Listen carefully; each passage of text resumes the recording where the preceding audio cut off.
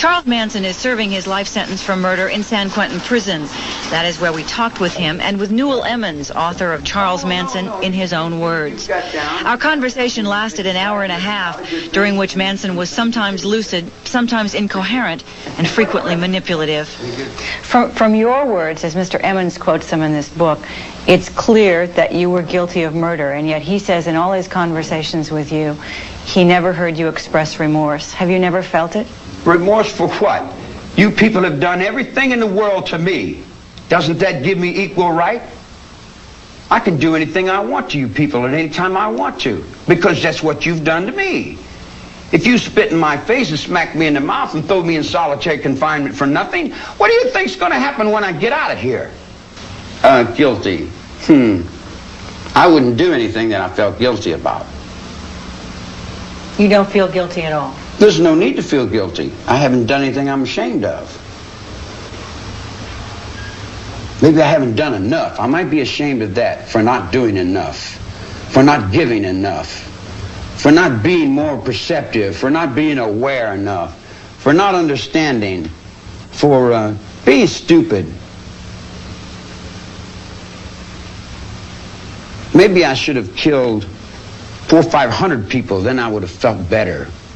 Then when I felt like I really offered society something. You know, if I wanted to kill somebody, I'd take this book and beat you to death with it, and I wouldn't feel a thing. It'd be just like walking to the drugstore. Do you feel blame? Are you mad? Do you feel like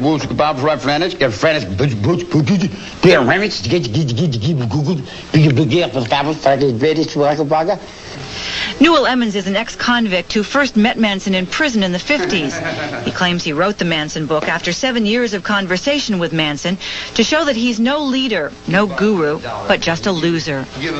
Why should anyone care to read this book? My purpose when I first started was virtually to destroy the myth. I showed that he's not as complex or as the occult leader, or etc., that he's been projected as being. I don't fit in society, and I am incompetent. I'm definitely incompetent. No, that's not what I said. Well, I say that. I say that. No, there's nothing wrong with being incompetent because you don't have to do as much. If you're competent, then you got a lot to do. See, but there's another aspect of it too. I've learned to reflect. I just reflect back. I know I don't know. I know I'm stupid. I admit I'm a petty whatever. I've never been a success at anything. I even got to the point where I didn't want to be a success at anything. What would being a success, what does that mean, you know? Money? Oh, I've had all the money in the world 3 times and I had to give it back. That's a stupid little game, you know? My awareness and my consciousness is not the same as somebody that goes to school and has a mom and dad. See, not having parents have left me in another dimension, so to say, you know. I don't have no bad going for nothing.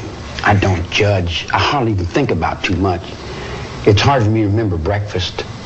In fact, if I didn't have 2 or 3 girls to help me, I would pretty much be lost and I wouldn't know what the hell I'm doing. You write that in all your conversations with Charles Manson, he never expressed remorse. Have you seen any today? I mean, perhaps he believes totally in his own mind that he's not guilty. You guys got this stuck in your head that I've murdered somebody. You've got it stuck in your brain that I murdered somebody. What do you want to call me a murderer for? I've never killed anyone. I don't need to kill anyone. I think it. I have it here. Who is this man you've been talking to for 7 years? Well, to me, he's a convict that was a failure.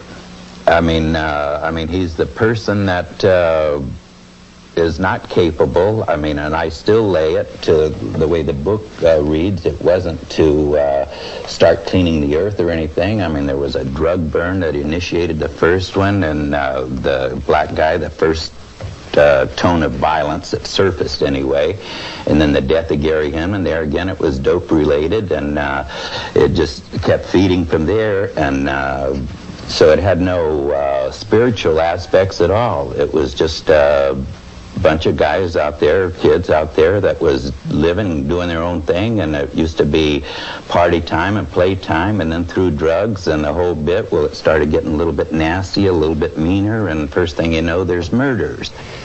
In my whole life, I've burglarized a grocery store, stole some nickels and dimes, busted open a stamp machine, stole a few automobiles, and cashed a couple checks.